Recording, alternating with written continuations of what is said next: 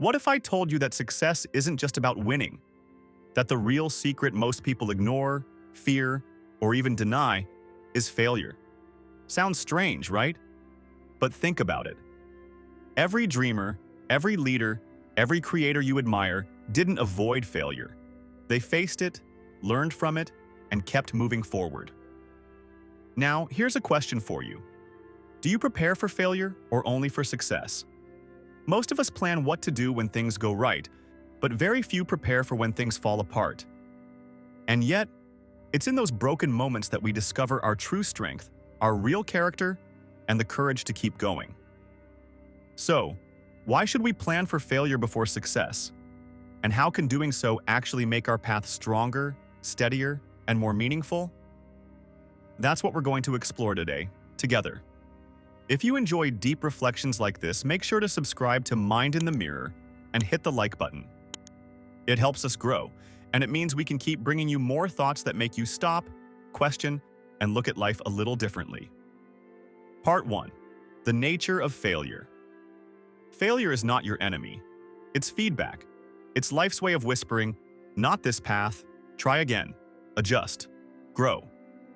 But many of us were raised to see failure as something shameful. In school, it showed up as red marks. At work, it felt like disappointment. In love, it felt like heartbreak. So we learned to fear it. We built lives around avoiding it. We became so focused on not failing that we forgot what it means to truly live. The truth is, failure is not a dead end. It's a guidepost. It points us closer to what works, to what matters, to what lasts. And when you plan for failure, you take away its power to break you. You stop seeing it as the opposite of success and start seeing it as a necessary part of the journey. Part 2. Why failure comes first. Here's something many people don't like to admit. Failure almost always comes before success. Think about a baby learning to walk. Do they run on their first try? Of course not. They wobble, stumble, fall, and then stand back up. Every fall teaches them balance. Now think about an artist. Their first drawings, drafts, or songs are rarely perfect. Sometimes they look messy or sound off. But those early mistakes are what sharpen their skills and shape their style. Or think of an entrepreneur. Most businesses don't succeed right away. They fail, adjust, rebuild, and eventually something works. Failure isn't just possible, it's necessary. If you don't expect it, it can break you. But if you prepare for it, failure becomes your teacher. It turns into fuel for growth. It's not the end of your story, it's part of how the story gets written. Part 3. How to plan for failure. So, how do we actually plan for failure? It might feel strange, planning for something we usually try to avoid. But here's the thing. Planning for failure doesn't mean expecting to lose. It means getting ready so that if setbacks come, they don't break you. Ask yourself, what will I do if this doesn't work the first time? How will I handle it if things take longer than I hoped?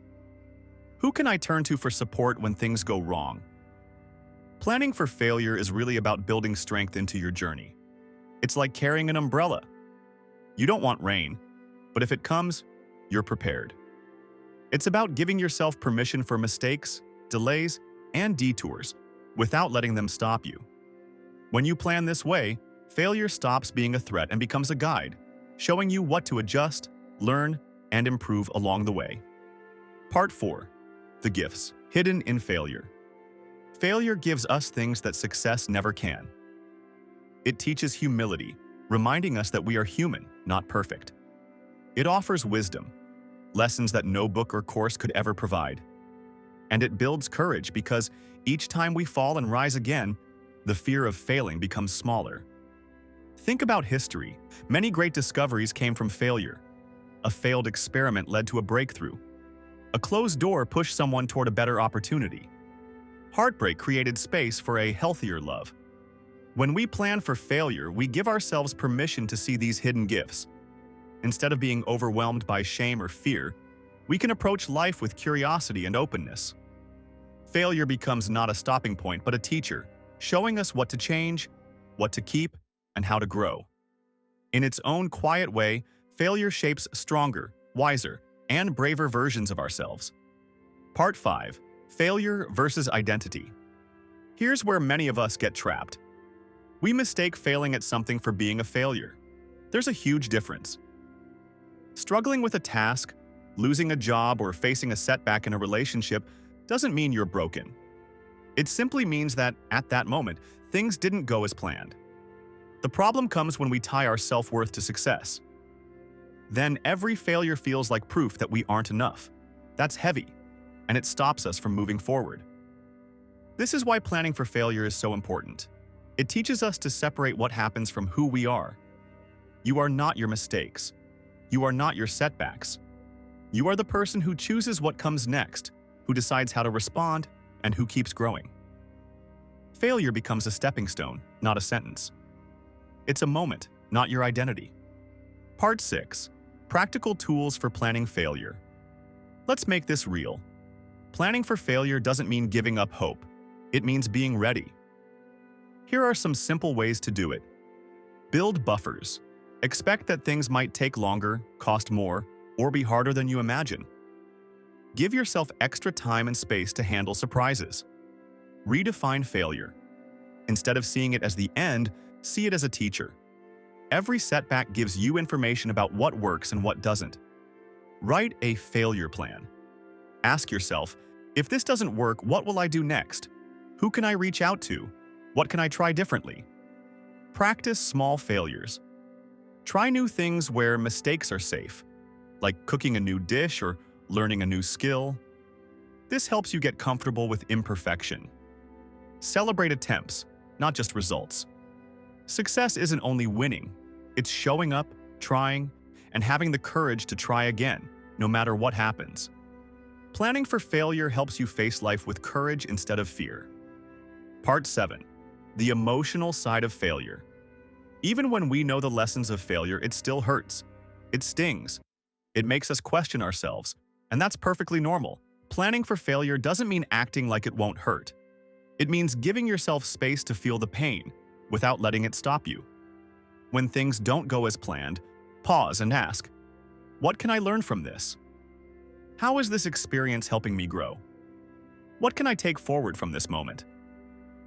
It's okay to feel disappointment, sadness, or frustration. But remember, this moment doesn't define you. It's just a part of your journey.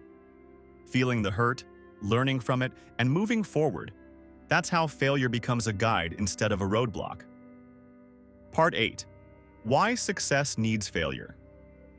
Here's a truth many of us resist. The very thing we fear most, failure, is also what gives success its meaning. If everything worked perfectly the first time, every time, would success even feel real? Probably not. It's the hard moments, the mistakes, the long nights filled with doubt. That's what gives victory its weight. Success without struggle feels empty. Success that comes after failure feels alive because you've fought, learned, and grown along the way. Every setback shapes you. Every stumble teaches you something that easy wins never could. It builds patience, resilience, and perspective. Failure isn't a stop sign. It's part of the path. It's the teacher that prepares you for the prize. When you plan for it and embrace it, failure stops being scary and starts being a guide. The journey through challenges is what makes reaching your goals truly worth it. Part 9. Turning your failures into fuel. Here's a shift worth noticing. Don't just survive your failures, use them. Each failure can be fuel. Fuel to improve your path. Fuel to sharpen your skills. Fuel to grow your patience, your courage, and your resilience. When something goes wrong, ask yourself, what is this failure teaching me that success never could? What new strength is being born in me through this? Every mistake, every setback, every fall is quietly preparing you for what comes next. The next yes, the next chance, the next step forward.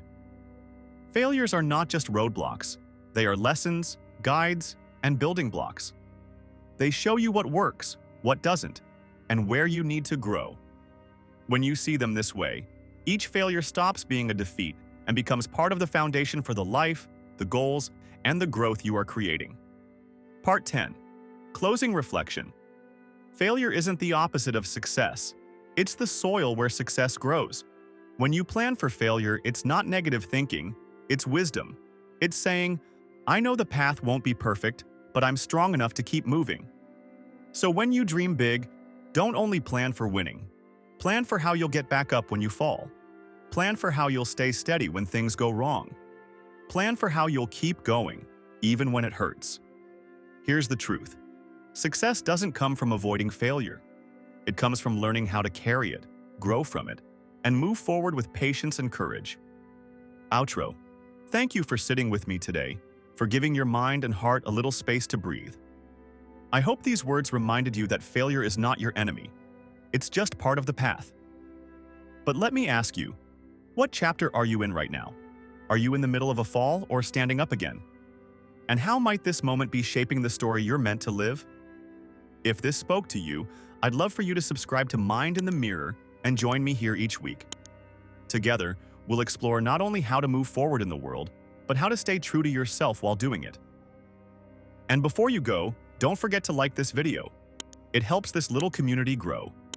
Remember, every stumble, every pause, every restart belongs to your story. And your story is still being written.